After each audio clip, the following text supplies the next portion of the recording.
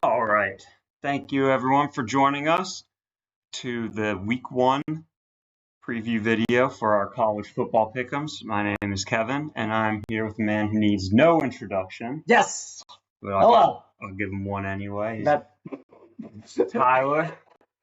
Yes, I am here. My name is Tyler. I am a very amateur college football sports bettor, and I'm hoping to make everybody here just as miserable as I am every week with my picks. He has lived in California, Yes. Pennsylvania, and Virginia. Yes, and then I've also spent some time in South Carolina, specifically on USC's campus. Great campus, terrible city, all I will say. Columbia, South Carolina. That's Yeah. right. Yes.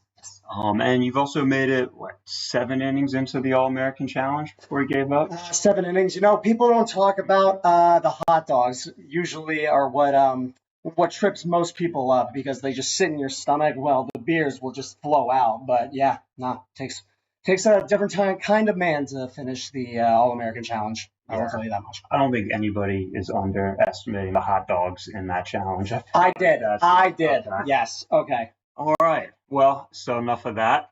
We will be doing a preview pick'em video because we didn't have time to do our full slate of games. So for this video, we're just going to be looking at one game.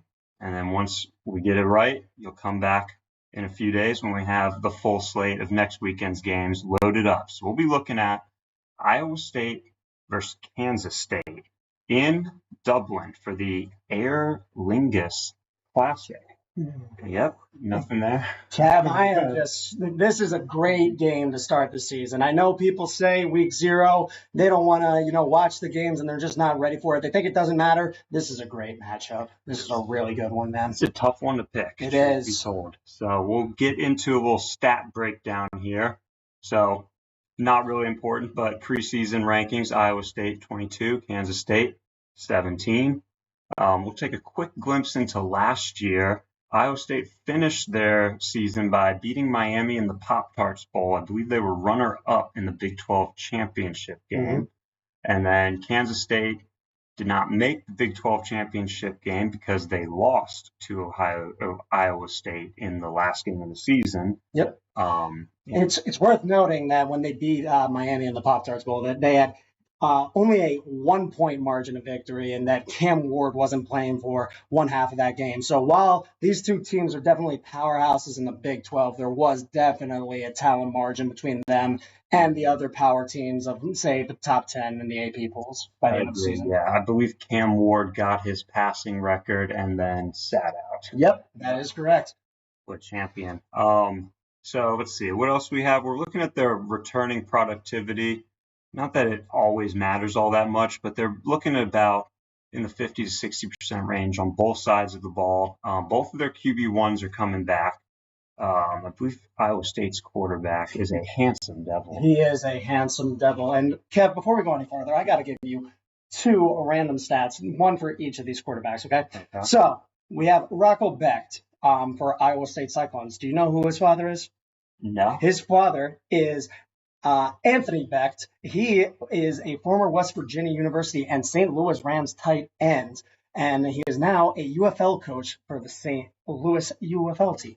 Wow. I know. Okay. And guess where he went to college? What great city he went to college in?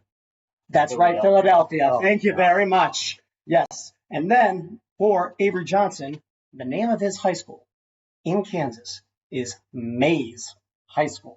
Like a corn maze? Like a corn maze, that's right. God, good old homebred boy right there. That's what's up. Okay. Now back to you for the actual important numbers on the game. Yeah.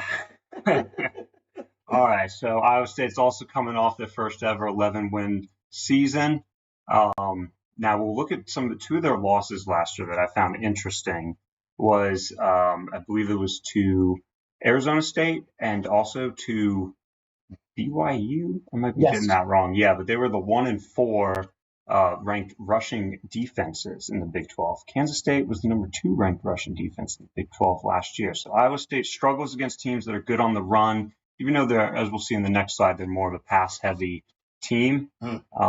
We're just looking at the all-time series now. Iowa State has been hot lately, winning 4 of the last 6, but Kansas State won 10 in a row under their legendary coach back in the day. I can't remember his name. Neither can I, and that's not waste time on the things we don't know for this video. But the one narrative we do have to talk about big time with Iowa State is the fact that they are losing both Jaden Higgins and Jalen Noel, who were the big duo that they had. And probably one could argue the main reason that they got as far as they did into the Big 12 championship. Now, whether that's going to have as much of an effect as, there's a lot of player turnover every year. We all know that. And how much of an effect it's going to have, that's going to be a big test in this game. It's really going to be a big test. One of those things you can't really tell, like the quarterback's chemistry with their wide receivers. No. You can't tell until the first game of the season. But we'll get on to a few more stats here. So we're looking at the offensive production. Again, last year's all we had to go on. And you see we've highlighted here that Iowa State not great against the rush, and Kansas State is a run first team. They're real like run it up your nose, not real like fancy runs, long runs. No, they're just 4 yards at a time in a cloud of dust. We got that Dylan Edwards who was taught that by the Deion Sanders offensive style. Yeah. Okay, that's the Colorado transfer. Yeah, he transferred there last season for the 2024 season, and he is a returning player. So they got some familiarity on that offense. Yeah, and so Kansas State has been sort of a mainstay in the Big 12 for the last decade and a half. You see that they're, I guess, twice as favorited to win the Big 12 this year by the odds makers. But two stats that I found interesting. No, I want to hear these two stats. So 4th down conversions in 2024, Iowa State, very clutch, 80%. Whereas Kansas State, and this is interesting from a team that runs the ball a lot, usually you expect to find them in manageable 4th down situations. That was not the case, them going 15 for 26. So they attempted more and they converted less. Then the other one is the road record for the last 2 seasons, because this game will be in Ireland. So Iowa State over the last 2 seasons, and keep in mind 2023 was a 7-6 season for Iowa State. So even though they had some trouble throughout, still their combined road record 8-3 compared to Kansas State's 5-6. Interesting. Yeah. Very interesting. Yeah, I'm waiting for you to get on to the weather. Okay. So the weather, where earlier in the week when we first started this kind of analysis, it was a higher % chance of rain, but it's looking like it's not really going to rain. It's going to be cloudy, high of 71. I mean, that is perfect football weather. That is perfect football weather. Now, you actually caught me off guard with that, because the last time I looked, it was looking like it was going to rain. You think Ireland, you think over the pond, you think miserable rainy weather. That does change my thought for this game a little bit, but I did also send you the stat about they will be playing on a hybrid grass field. We have to remember KSU has been typically playing on a new turf field this entire offseason, getting ready. ISU also has a synthetic grass field. So a little bit of a difference there. Some people argue that grass versus turf doesn't matter. I'm a big believer in it. So right there, favor Iowa State. I also don't know what hybrid turf means. Neither do I. I was hoping you would. You're the landscaping guy. Okay. We're just going to assume it's half and half. That's right. So another last thing we'll get on here, then we'll go right into our picks, which I know is what everyone's waiting for. These teams, like we said, hard game to pick. Look how similar some of these stats were from last year. 3rd down conversion rate, almost the same. Both teams exactly 25 passing touchdowns and 10 interceptions. Then their offensive, defensive, like points per game and points per game allowed, pretty much identical. And then, if we're talking on the over, I think we forgot to mention, but the over for this game is 51.5, depending on your sport. It fluctuates on the sports book. I've seen some of them come out with 49.5, 51.5. Right now on DraftKings, I'm seeing 51.5. We'll see if that turns. I expect that to drop potentially, depending on the weather. Okay. That's a very good point. But yeah, both of them in their 10 Big 12 games, they both went 5 of 10, where the combined point total was over 51.5. So for the folks at home, that would be about 24-28 would get you to 52.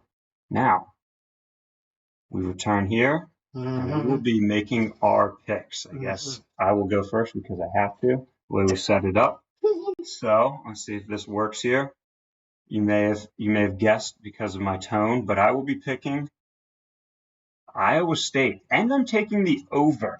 Ooh, okay. I think it's now the over is the thing that was really tough to pick, but looking at both of these teams, their offense seems to start the season off in full gear. It's almost like their defense has like the steeper learning curve each year. So that's my pick.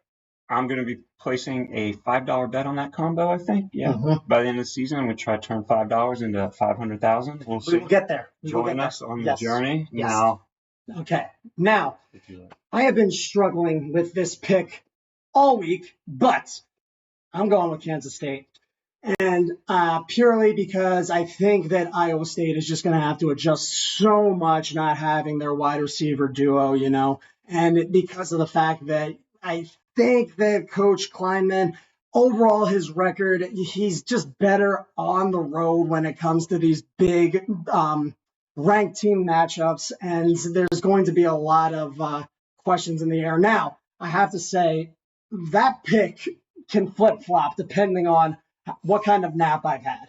I am so much more confident on the under in this game, and I'm going to tell you why. You got to think about the travel. You got to think about the foreign field that they're going to be playing on. You got to think about the fact that both of these teams have some injuries up front on the offensive side of the ball. And last but not least, we just got new systems and new weapons for both of these teams. It's going to be a learning curve. Who knows, maybe by the second half they get into a rhythm. If I was going to throw a lot of money on a parlay pick, I'm probably going under first half, no matter what that number is. But yes, I am confident in that under being the play of the week. I think if Kansas State does win, it will follow with the under. Correct. I think if they get out to a lead, they're gonna ball hog from Iowa State, and they're gonna want to play it safe definitely with this first game. Yep.